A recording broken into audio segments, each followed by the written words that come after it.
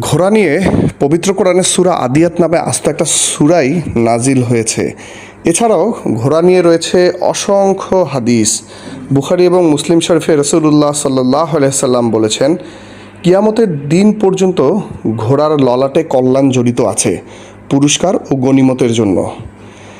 এছাড়াও যে ব্যক্তি আল্লাহর রাস্তায় জিহাদের জন্য ঘোড়া লালন পালন করবে, তার খোরাক, পানীয়, গোবর ও প্রস্রাব পর্যন্ত তার জন্য সওয়াব হিসেবে লেখা হয়।